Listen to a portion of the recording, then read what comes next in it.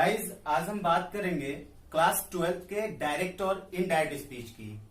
आज हम बात करेंगे क्लास 12 के डायरेक्ट और इनडायरेक्ट स्पीच की। तो गाइज हम बात करते हैं, चलिए डायरेक्ट स्पीच और इनडायरेक्ट स्पीच पे आने से पहले हम बात करते हैं नरेशन की। What is narration? नरेशन क्या होता है और नरेशन कितने तरह के होते हैं? तो नरेशन को हम हिंदी में कहते हैं वर्णन यानी कि इसको हम कथन भी कह सकते हैं। और सबसे बड़ी बात ये होती है कि इसके दो पार्ट्स होते हैं, यानी कि किसी भी बात को करने के दो ढंग होते हैं, दो तरीके होते हैं। और एक को हम कहते हैं डायरेक्ट यानी कि प्रत्यक्ष, एक को हम कहते हैं डायरेक्ट यानी कि प्रत्यक्ष, और दूसरे को कहते हैं इनडायरेक्ट यानी कि अप्रत्यक्ष। दूसरे को हम कहते हैं इनडायरेक्ट यानी कि अप्रत्यक्ष।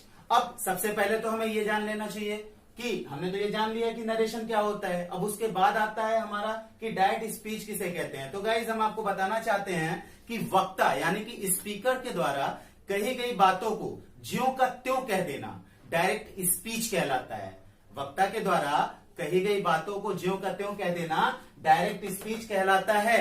और इनडायरेक्ट क्या होता है अब हम ये भी जान लेते हैं, यानी कि उसी वक्ता के द्वारा कही गई बातों को थोड़ा सा घुमा फिरा के कहना या दूसरे तरीके से कहना या उसके शब्दों में बदल करके कहना या उसमें चेंजिंग करके कहने की विद्या को हम क्या कहते हैं? इनडायरेक्ट स्पीच कहते हैं। Clear guys? अब चलिए एक सेंटेंस छोटा सा हम देख लेते हैं और उसके माध्यम से हम थोड़ी सी और जानकारी ले लेते हैं। तो चलिए हम बात करते हैं डायरेक्ट स्पीच की। डायरेक्ट स्पीच लिखने के तरीके को हम सबसे पहले देख लेते हैं। इसके भी टू पार्ट्स होते हैं, डायरेक्ट के भी टू पार्ट्स होते हैं। एक को हम कहते हैं आरवी, यानी कि आरवी का मतलब होता है रिपोर्टिंग वर्ब, आरवी का मतलब होता है रिपोर्टिंग वर्ब। और दूसरे को हम कहते हैं आरएस, क्या कहते हैं? आरएस यानी कि रिपोर्टेड स्पीच।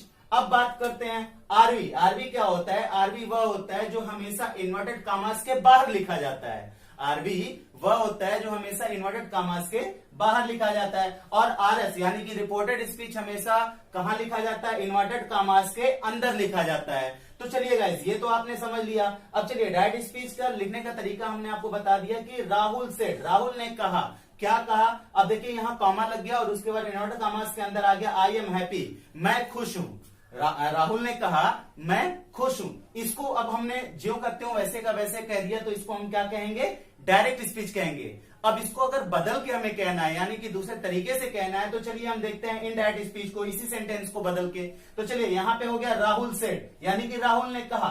अब देखिए यहाँ पे गाइस, यहाँ पे डैट का यूज किया गया है। किसका यूज किया गया है? डैट का यूज किया गया है। डैट का यूज इसलिए क्या किया गया है क्योंकि यहाँ पे जो ये कॉमास लगा था और ये इन्वर्टेड कॉमास लगा था और ये कॉमा लगा था, इसको हटा के हम कंजक्शन का यूज करते हैं। कंजक्शन यानी कि डैट का यूज करते हैं। तो चलिए यहाँ पे डैट जो है उसका यूज क्या है? कंजक्शन है। ठीक है, यानी कि ये क्या कर रहा है? इसको और इसको जोड़ने का काम कर रहा है। अब हम बात करते हैं किसकी? यहाँ पे आई था और यहाँ पे देखिए ही हो गया। क्यों हो गया ये? क्योंकि क्या होता है कि अगर हमारा सेंटेंस फर्स्ट पर्सन में है यानी कि फर्स्ट पर्सन के अनुसार है, तो वो सब्जेक्ट यानी कि आरवी के सब्जेक्ट के अनुसार क्या होता है? बदल जाता है। जैसे कि हम देखो आरवी आई क्या है हमारा, यानी कि इसके अनुसार आरवी के अनुसार अगर बदल रहा है तो राहुल क्या है हमारा? कोई एक लड़का ही तो है, यानी कि वो क्या है? मेल है। तो मेल को इंडिकेट करने के लिए हम बार बार राहुल तो नहीं लिखेंगे, मेल को इंडिकेट करने के लिए हम क्या कर देंगे? ही का यूज कर देंगे। तो राहुल को हमने क्या नाम दे दिया? ही का दे दिया। और यहाँ पे देखिए एम लगा हुआ है, एम यानी कि प्रेजेंट इंडिकेट कर रहा है। और यहाँ पे क्या है? सेड। अगर आरवी हमारा पास्ट में है, सेड या सेड टू है, अगर पास्ट में है तो यानी कि ये भी हमारा सेंटेंस क्या हो जाता है? बदल जाता है। यानी ये टेंस के अनुसार क्या हो जाता है? बदल दिया जाता है। तो यानी प्रेजेंट को हम किस में कर देंगे? पास्ट में कर देंगे। तो देखिए ही का हेल्पिंग वर्ब क्या होगा?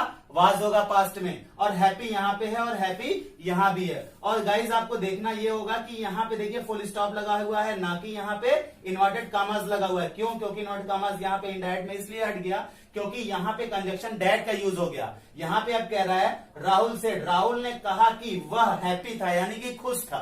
तो देखिए शब्दों में परिवर्तन हुआ कि नहीं हुआ, इसी को हम कहते हैं इनडायरेक्ट स्पीच। समझ में आया गाइस? अब चलिए आगे बढ़ने से पहले हम थोड़ी सी बातें और क्लियर कर लेते हैं गाइस। एक आपको फॉर्मूला देते हैं, उस फॉर्मूला देखिए क्या होता है। First person. आपको पता ही है कि पर्सन 3 प्रकार के होते हैं, फर्स्ट पर्सन, सेकेंड पर्सन और थर्ड पर्सन। तो देखिए यहाँ फर्स्ट पर्सन का मतलब आई और वी। आई हमारा क्या है, सिंगुलर है, वी क्या है, प्लूरल है। तो खैर ये सब आप जानते ही होंगे कि सिंगुलर क्या होता है और प्लूरल क्या होता है। नहीं जानते हैं तो हम उसको वीडियो बना के आप लोगों को वो चीज बता दिया करेंगे और आप लोग अच्छे से उसको सीख लेंगे। तो चलिए, फर्स्ट पर्सन यानी कि सब्जेक्ट के अनुसार, किसके अनुसार बदलता है, सब्जेक्ट के यानी कि कर्ता के अनुसार बदल जाता है। वही देखिए सेकंड पर्सन यानी कि यू यानी कि किसके अनुसार बदलता है, ऑब्जेक्ट के अनुसार। जब हम डायरेक्ट से इनडायरेक्ट में बदलते हैं तो जो हमारा यू होता है यानी कि सेकंड पर्सन जिसको हम कहते हैं, वो किसके अनुसार बदल जाता है, ऑब्जेक्ट के अनुसार यानी कि कर्म के अनुसार बदल जाता है। वही देखिए गाइस, हम बात करते हैं थर्ड पर्सन की। थर्ड पर्सन क्या क्या होता है, ही होता है, शी होता है, इट होता है, दे होता है और किसी का भी नाम होता है। यानी कि इन सारी चीजों में क्या होता है, नो चेंज, यानी कि कोई भी बदलाव नहीं होता है। गाइस ये आपका फॉर्मूला नंबर 1 है, इसको आप स्क्रीनशॉट ले लीजिए, इसको आप नोट कर लीजिए, अच्छे से ऑब्जर्व कर लीजिए। बहुत जगह पे इसका यूज होगा, आगे हम और सारे वीडियोस में ये सब क्लियर करते रहेंगे। जब अभी तो ये हमारा इंट्रो है, समझ लीजिए, हम आगे आपको बहुत सारी अच्छी अच्छी वीडियोस देंगे इनडायरेक्ट पे, जो कि आपके एग्जाम के लिए बहुत ही बेनिफिशियल होंगे। चलिए बात करते हैं जनरल रूल्स में क्या होता है, हम बात करते हैं चेंज ऑफ टेंस की। जनरल रूल जो होता है वो 3 प्रकार का होता है और इसमें हम बात करते हैं किसकी, फर्स्ट यानी कि चेंज ऑफ टेंस की। दूसरा क्या होता है, चेंज ऑफ पर्सन होता है। तीसरा क्या होता है, change of other part of speech होता है। तो गाइस इसको पढ़ने से पहले हम थोड़ी सी एक चीज और जान लेते हैं, फॉर्मूला नंबर 2। यहाँ पे आप देखिए, यहाँ पे बताया गया है कि डायरेक्ट से इनडायरेक्ट में बदलने के लिए हम किसका यूज करते हैं। देखिए सेट अगर मान लीजिए आपके आरबी में है यानी कि रिपोर्टिंग वर्ब में है, तो हम उसको इनडायरेक्ट बनाते समय क्या लिखेंगे, सेड ही लिखेंगे। अगर मान लीजिए गाइस बात करते हैं हम सेट टू की, आरबी में हमारा सेट टू है यानी कि डायरेक्ट स्पीच में हमारा सेट टू आता है, तो उसको हम बदल देते हैं किसमें, टोल्ड में। से टू अगर आता है तो उसको बदल देते हैं टेल में। सेज टू आता है उसको बदल देते हैं टेल्स में। विल से टू आता है तो उसको बदल देते हैं किसमें, विल टेल में। तो गाइज आई होप कि आपको वीडियोस अच्छी लगी होगी और मैं आशा करता हूं कि जितने भी हमारे स्टूडेंट्स हैं, जितने भी हमारे विद्यार्थी हैं, जितने भी हमारे भाई हैं, जितने भी हमारे दोस्त हैं, सभी लोग को ये वीडियोस अच्छी लगी होगी। आप लोग ज्यादा ज्यादा इसे शेयर कीजिए और आगे हम नेक्स्ट वीडियो और अगले टॉपिक पे हम आएंगे तो फिर आपको लेके आएंगे अगले टॉपिक पे। अगला टॉपिक हमारा जो रहेगा वो रहेगा चेंज ऑफ टेंस, यानी कि हम टेंस को कैसे परिवर्तित करते हैं इसके बारे में आपको बताएंगे। और तब तक के लिए have a nice time, good day, thank you.